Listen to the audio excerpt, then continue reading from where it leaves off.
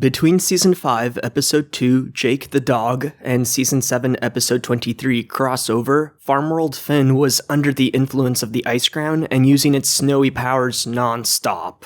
The literally cold open to the episode Destiny showcases Ice Finn capturing a family during this time of madness, when he was referred to as the Snowman by those yet to be caught. As seen in Crossover, Ice Finn was abducting humans for the purpose of constructing a mountain fortress from stacks of frozen bodies to perform a ritual at the behest of the Lich in the guise of Jake. Basically, the episode Crossover serves as a prologue to the episode Destiny, and if you haven't seen Crossover in a while, it's probably time for a rewatch. The state of Farmworld Finn's mind in Destiny really needs the context of Crossover to fully appreciate it. I don't truck with magic. You know that. Farmworld Finn is free of the Ice Crown's control due to Prismo's interference at the behest of Prime Finn, but the memories he has of being Ice Finn more than 12 years ago still haunt his mind even now.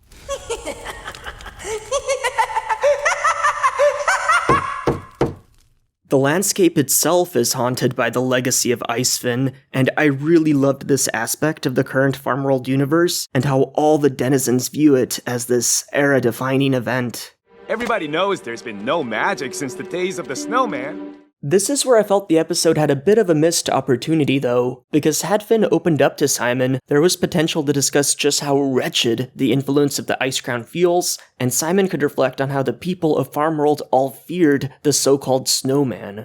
That being said, Rugged Finn is an extremely withdrawn and distrustful character, and it seems like he only opens up to his family, and even then he kept the Ice Crown a secret until he got too drunk on accident.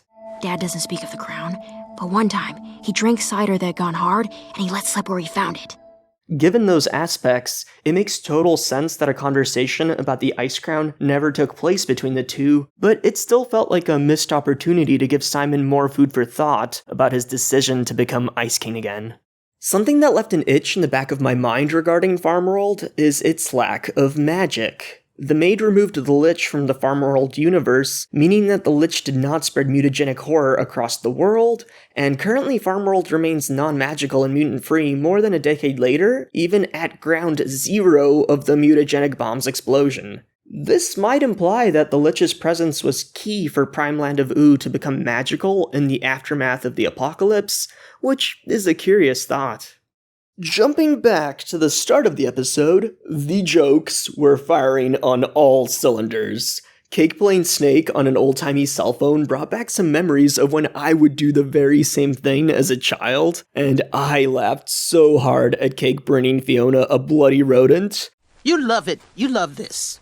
But the idea that Simon just fiddled with the remote and let Fionna drench in the carcass's juices while she slept? That was even funnier. I've also really been digging all the outfit changes our characters undergo. Any excuse to be more naked. Don't make it weird. Cake keeps on making it weird, of course, when she ships alternate universe versions of people with each other. Yeah, you two should kiss. Kiss each other! Jake the dog was into shipping real-life folks too. It's a problematic character trait both versions share.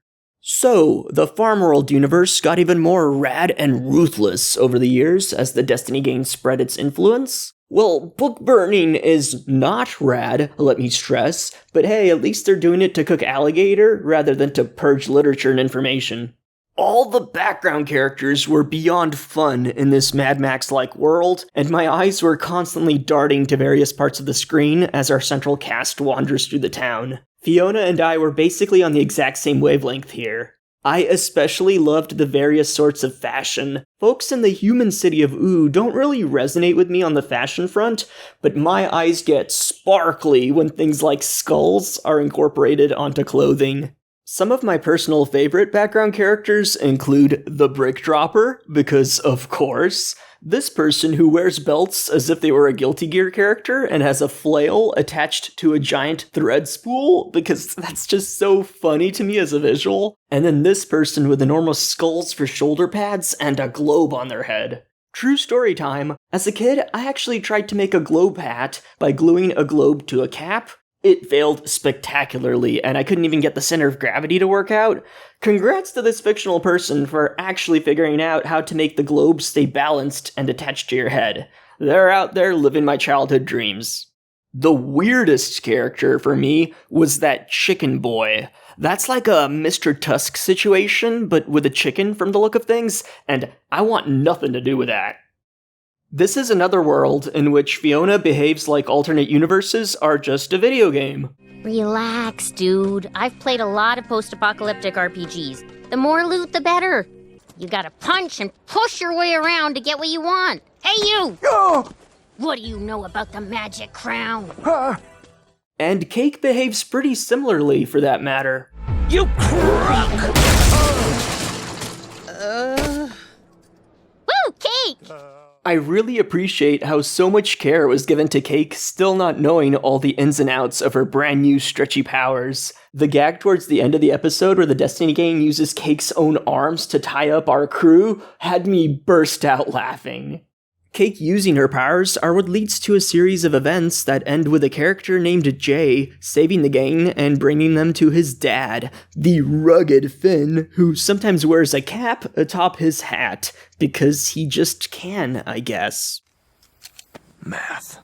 Jay's age bugged me for a while after I watched this episode, because he struck me closer to like 13 or 14 based off his height and behavior, but that would not fit into the 12-year time skip, and Finn being 29 years old. Jay has to basically be around 11 years old at most, and even then, Finn would have had to be a teenage dad when Jay was conceived.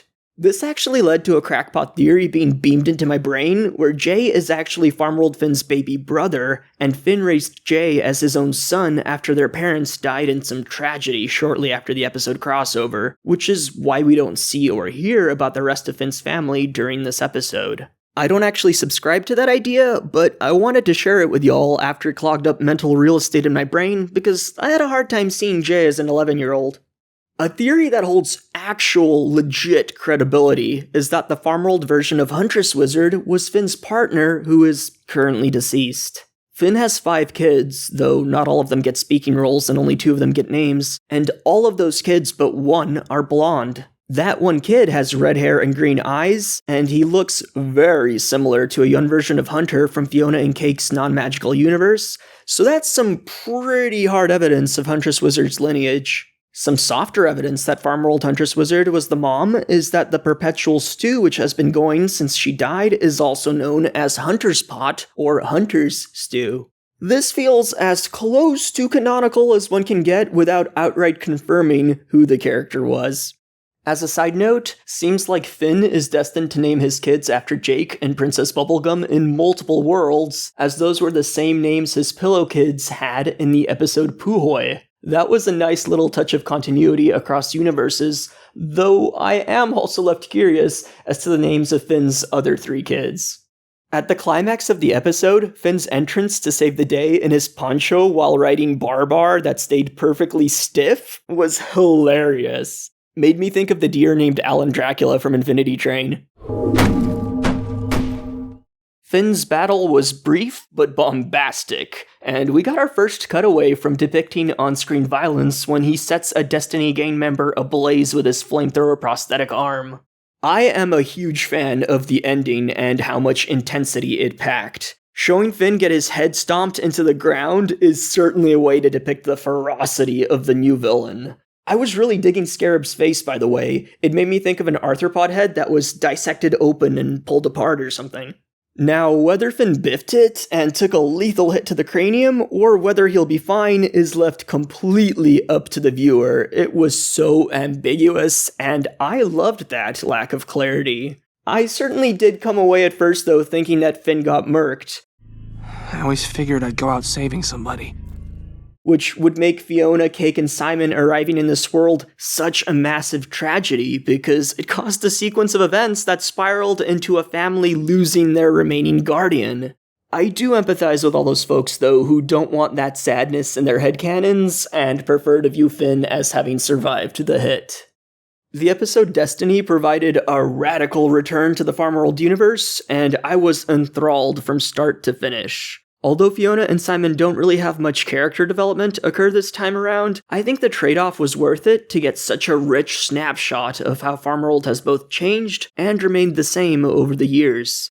The first half of the Fionna and Cake series has been an absolute blast, though I am hoping that Fionna and Simon's character arcs kick into gear in episodes 7 and 8, because these alternate universes have really been stealing the limelight. Universes like the Winter Kings, which I will be discussing in the next video.